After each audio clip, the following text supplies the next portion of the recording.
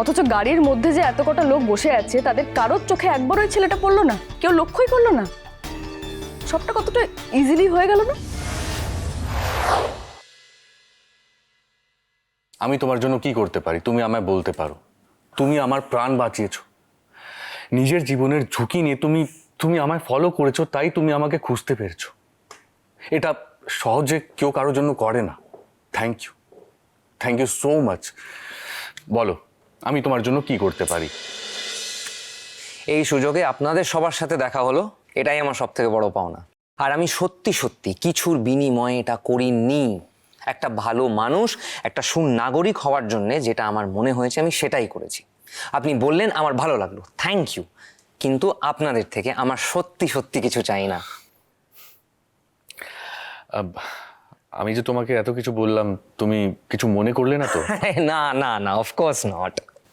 আচ্ছা তাহলে please don't mind, but তোমার বাড়ি কোথায় আর বাড়িতে কে কে আছেন? আমার বাড়ি নর্থ কলকাতায়। আমার ছোট্ট ফ্যামিলি, বাবা মা বোন, এইটুকুই। বোন এখন 12-এ পড়ে, আর আমি এই আইটি ফার্মটাকে দাঁড় করানোর চেষ্টা করছি। আমি নিজে কিছু করতে চাই স্যার, এই আপনার মতন, যেরকম ধরুন ব্যানার্জি বিল্ডার্স, আপনার বিজনেস এরকমই।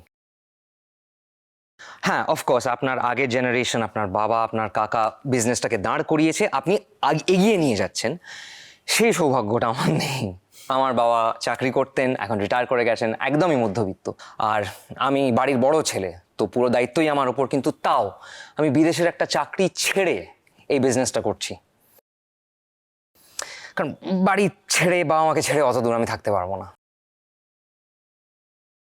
তো যতটুকু আমার ক্ষমতা ততটুকু দিয়েই আমি করব, বাট অ্যাটলিস্ট এইটুকু বলতে পারবো যে এটা আমার কোম্পানি।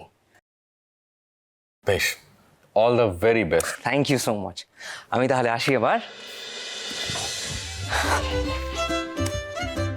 আপনার নাম্বারটা একটু পেতে পারি? মানে যদি আপনি কিছু মনে না করেন আর কি। শিওর। 865। ও খেয়া, তুমি একটু নোট করে নাও না প্লিজ নাম্বারটা, আমি ফোনটা আনতে ভুলে গেছি। বলুন।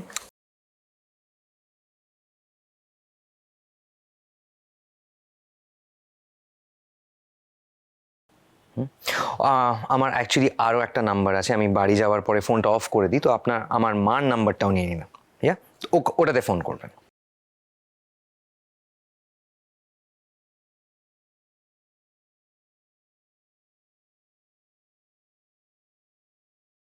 ঠিক আছে, আসছি তাহলে।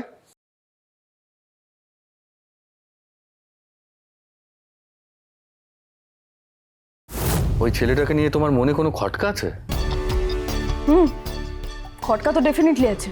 আমার খটকাটা এখানে ঋষি, এই সব কিছুর মধ্যে এই ছেলেটা কি করে জড়ালো? শুধুমাত্র মানবিকতার খাতিরে ও এত কিছু করলো তোমার জন্য? তুমি একটা কথা ভাবো, এতক্ষণ ধরে নাকি গাড়িটাকে ফলো করেছে, ক্লিয়ারলি নাকি সবকিছু দেখতে পেয়েছে গাড়িটার মধ্যে কি হচ্ছে না হচ্ছে। অথচ গাড়ির মধ্যে যে এত কটা লোক বসে আছে তাদের কারোর চোখে একবার ওই ছেলেটা পড়লো না, কেউ লক্ষ্যই করলো না। সবটা কতটা ইজিলি হয়ে গেল না?